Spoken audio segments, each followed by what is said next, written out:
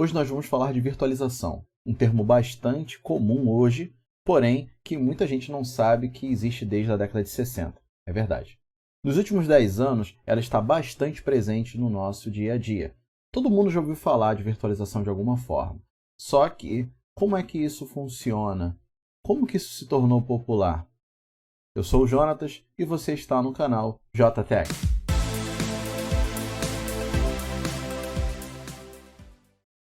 No final da década de 90, a VMware conseguiu fazer a virtualização funcionar em processadores do tipo x86, que são os processadores utilizados nos nossos desktops, notebooks e alguns Macs que utilizam esse tipo de arquitetura.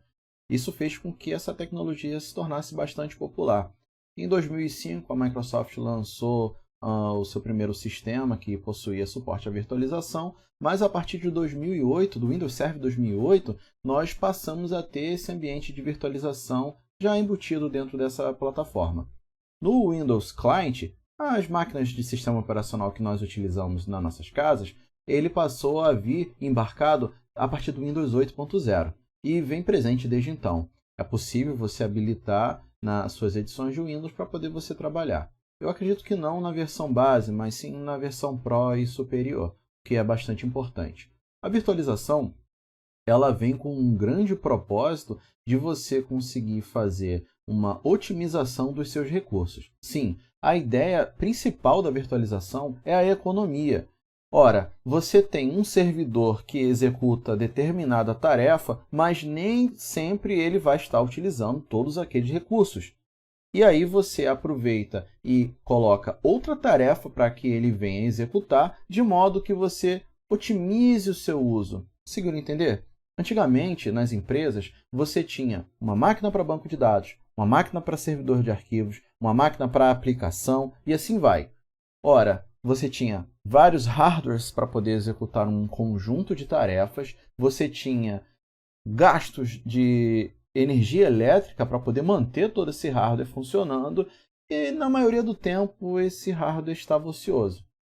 Com a virtualização, você poderia pôr em um hardware outras máquinas, outros sistemas operacionais que iriam usar fatias daquele todo e, com isso, você obter o mesmo resultado com mais economia.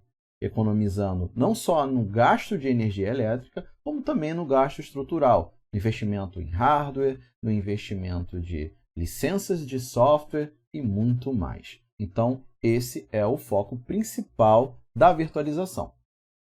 Nos dias de hoje, nós temos isso presente também no nosso maquinário pessoal. Se você utiliza um Windows na versão Pro ou superior, você tem acesso à possibilidade de instalar o módulo de virtualização, que vai permitir você instalar softwares de sistema operacional Windows, Linux, FreeBSD, etc., dentro do próprio ambiente, dentro do próprio hardware. Isso é fantástico, porque você pode usar para poder desenvolver, testar softwares.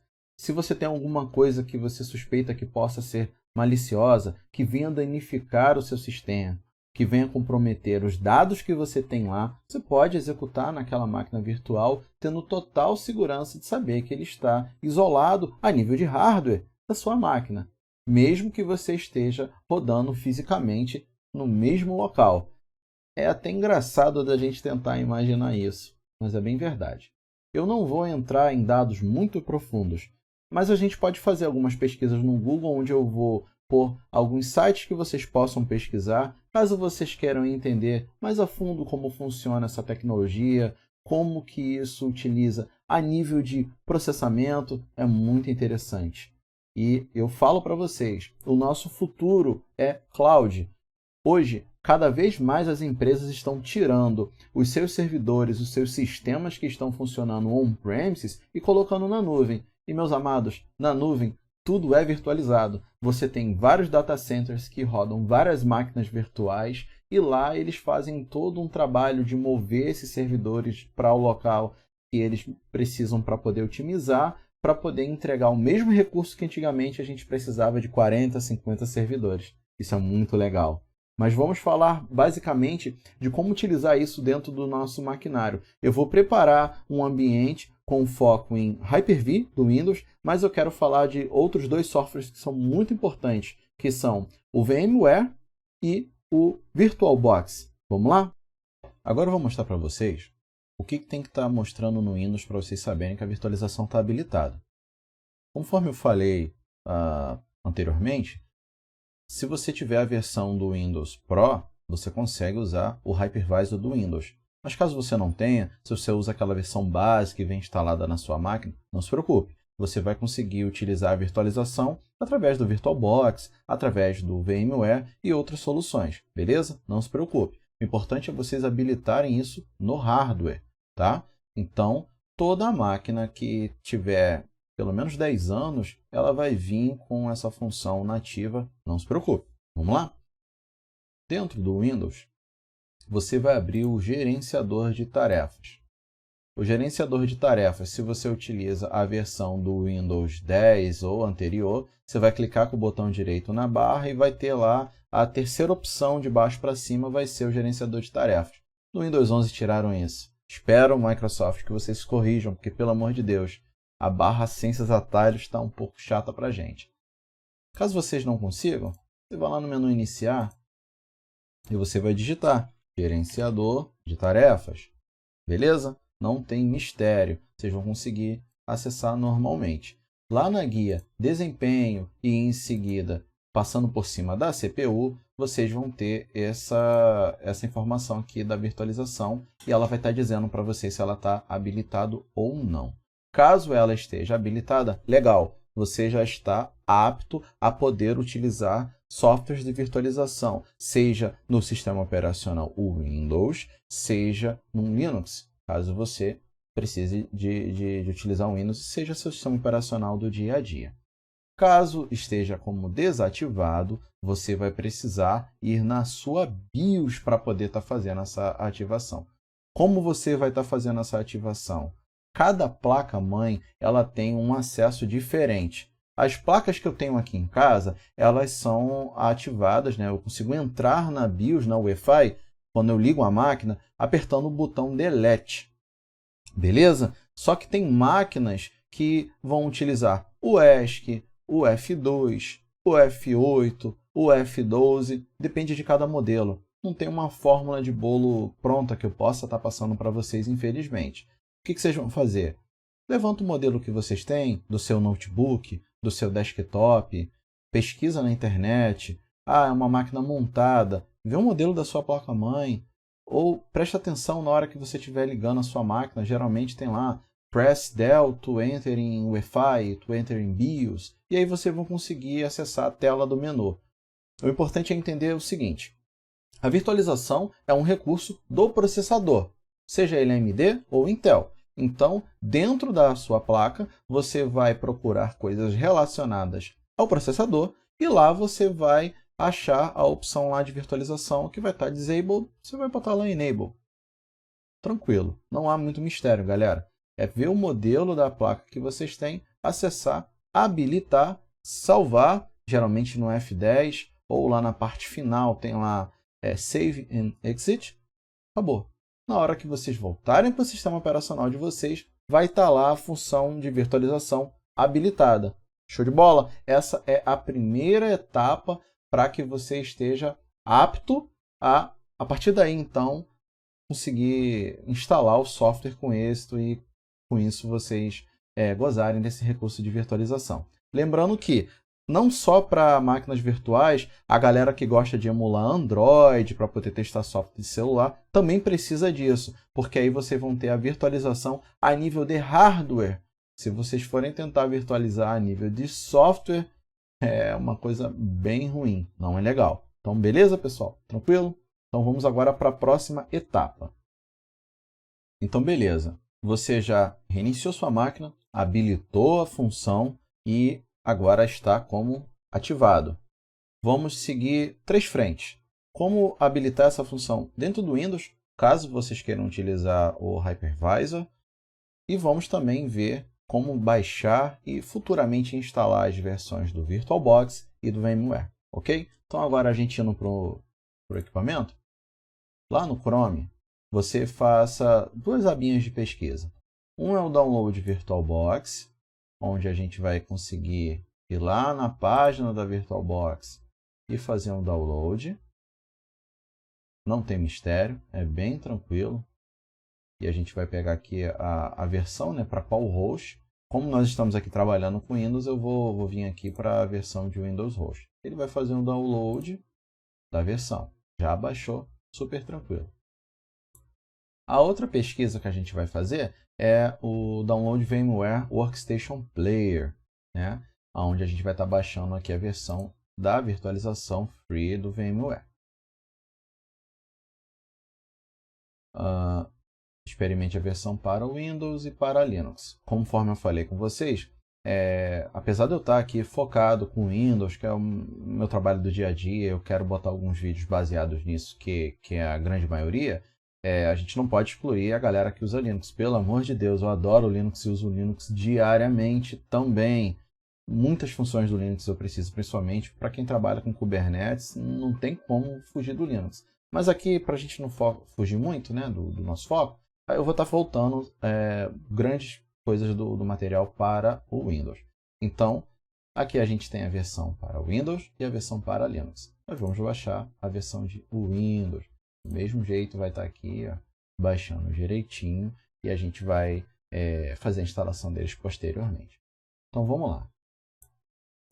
Para poder a gente fazer a instalação da plataforma de virtualização dentro do Windows, a gente vai vir no painel de controle e lá a gente vai habilitar as funções necessárias. Como acessar o painel de controle, aí, principalmente no Windows 10, Windows 11, que a Microsoft está utilizando configurações, que a Microsoft tirou aqui esses arquivos. A gente vai chegar aqui e vai digitar Control ou painel de controle, não tem problema, vai abrir o painel de controle. Eu costumo prender aqui na barra algumas coisas de configuração que eu utilizo para poder facilitar o meu dia a dia, beleza? Uma vez a gente abra, né, eu costumo utilizar não a função de categoria, mas a função de ícones grandes, e aí, a partir daí, você vai vir aqui em Programas em Recursos. Ah, Jonatas, mas eu utilizo categoria. A gente vem aqui em Programas, desinstalar um programa, ativar ou desativar recursos do Windows, e ele vai habilitar essa mesma janela, ok? Estando aqui em ativar ou desativar recursos do Windows, a gente tem duas coisas bacanas de virtualização. Tem uma delas que eu nem estava programado de falar com vocês, mas já que a gente vai estar aqui mesmo, eu vou mostrar e a gente deve habilitar ela no futuro. É muito legal. Se chama área restrita do Windows. Está até habilitada aqui na minha máquina, mas eu vou ensinar vocês também como é que a gente faz essa instalação. Nesse momento, a gente vai habilitar aqui o Hyper-V. Habilitando o Hyper-V, a gente vai ter a ferramenta de gerenciamento. O que é a ferramenta de gerenciamento? É o painel onde você pode conectar em outras máquinas. Esse painel ele apareceu pela primeira vez nas máquinas Windows, lá no Windows 7, exatamente. No Windows 7 Pro ou Ultimate, era possível você habilitar o gerenciamento remoto do Hyper-V, e aí você conseguia gerenciar os seus servidores, mas ela não tinha isso nativo na sua máquina. No Windows 8 para cá, você consegue fazer isso, então é uma curiosidade legal. Aqui, a área restrita do Windows é uma área onde você consegue fazer o teste, né? É uma área totalmente voltada para poder você fazer testes em uma questão mais isolada, né? A famosa sandbox. Aqui no menu iniciar, como a minha está instalada, você tem o Windows Sandbox. Eu vou abrir aqui só para poder vocês visualizarem como é que é legal.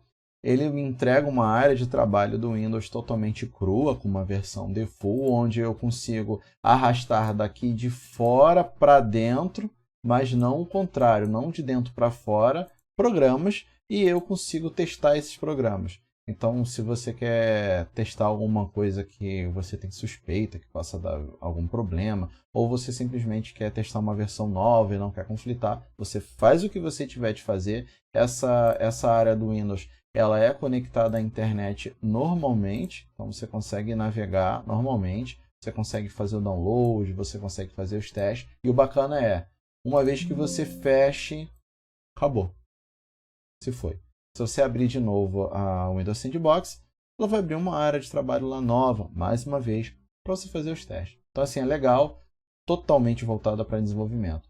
Você vai marcar, ele vai pedir para rebutar, rebutou, está funcionando. Voltando aqui ao Hyper-V, a gente vai marcar tudo, porque eu quero a plataforma completa, eu quero não só o painel de gerenciamento que eu possa acessar outras estações e servidores Windows, como eu também quero que na minha própria máquina eu tenha essa plataforma disponível para poder fazer o meu trabalho. Então a gente vem aqui, coloca para poder instalar, ele vai fazer a aplicação e em dado momento ele vai pedir para poder fazer o reinício da máquina. Então aqui é bem simples, isso daí vai demorar de acordo com sua máquina, né? Se o seu hardware for um pouco mais rápido, se você não estiver utilizando HD e sim SSD, ou se você não estiver usando SSD SATA e for utilizando um SSD NVMe, isso vai influir aí na velocidade de instalação. Colocou para instalar, ele vai fazer a atualização de máquina, a tela do seu computador vai ficar como se fosse uma instalação. Eu não consigo projetar essa tela para vocês porque eu não tenho placa de captura, eu estou utilizando VStream, então infelizmente vou ficar devendo a isso, mas não tem mistério. A minha máquina ela já está reiniciando e daqui a pouco eu retorno com vocês já com as novas funções ativadas para poder a gente fazer a melhor configuração, otimizar e eu ensinar alguns macetes para vocês. Nós voltamos do boot, o Hyper-V já está instalado na máquina, nós vamos agora instalar o VMware e também vamos instalar o Oracle VirtualBox. E num próximo vídeo eu vou ensinar a como criar uma máquina virtual em cada um desses sistemas e alguns macetes para poder a gente usufruir do melhor do nosso hardware para que a nossa máquina virtual tenha um desempenho bacana, que ela não venha sobrecarregar a máquina host, né, a máquina pai, a máquina onde ela está instalada, mas que também a máquina virtual ou máquina guest, a máquina convidada, tem um desempenho legal. Então vou estar ensinando alguns macetes, como utilizar as melhores unidades e tudo mais. Vamos agora instalar os outros sistemas? Então vamos lá. A gente instalou o Hyper-V. Então se a gente vier no painel de controle e a gente for lá nas ferramentas administrativas, que no Windows 11 ele veio com o nome de ferramentas do Windows, não sei por que mudaram, a gente vai ver lá que tem um gerenciador do Hyper-V. Se a gente tem um gerenciador do Hyper-V e lá lista a máquina que você tem, significa que você tem as ferramentas de gerenciamento, que é o painel, e significa que você tem a plataforma. Então o Hyper-V está instalado, está todo configurado como default. A gente vai mexer nisso depois, mas ok, a gente cumpriu a primeira etapa, que é deixar ele funcionando. Agora vamos lá pegar os dois arquivos que a gente baixou previamente e vamos instalar. Aqui na página a gente tem a VMware e o VirtualBox. Next, next, finish. Não tem mistério. Executar como administrador, de modo que não venha a ter nenhum tipo de problema, né? Que a gente consiga instalar da forma correta. É sempre importante a gente instalar programas como administrador. Então vamos aguardar aí o processo.